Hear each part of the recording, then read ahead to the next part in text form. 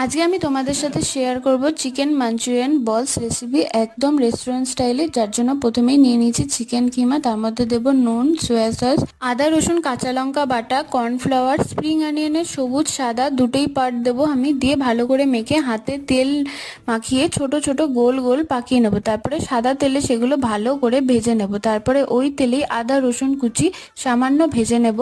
তারপরে ওর মধ্যে দিয়ে দেবো ক্যাপসিকাম আর পেঁয়াজ কুচি, দিয়ে সেটা ভাজা হতে হতে আমরা টমেটো সস, চিলি সস আর সয়া সস একটা বাটিতে ভালো করে মিশিয়ে নেব। তারপরে সেটাও ওর মধ্যে দিয়ে ভালো করে মিশিয়ে নেব। তারপরে ওর মধ্যে দিয়ে দেবো কর্নফ্লাওয়ার গোলা জল, ভালো করে মিশিয়ে নিই। তার মধ্যে দিয়ে দেবো আগের থেকে বানিয়ে রাখা চিকেন বলসগুলো, দিয়ে ভালো করে ফুটে গেলে ওপর দিয়ে দেবো স্প্রিং অনিয়নের যে সবুজ পার্টটা থাকে সেটা দিয়ে ভালো করে আবার নাড়িয়ে চাড়িয়ে নেব। আর এখানে আমি মাঞ্চুরিয়ানের সাথে সার্ভ করেছি এগ চিকেন চাউমিন, যেটা রেসিপি খুব তাড়াতাড়ি চ্যানেলে আসবে, তাই চ্যানেলটিকে কিন্তু সাবস্ক্রাইব করতে ভুলো না। Thank you.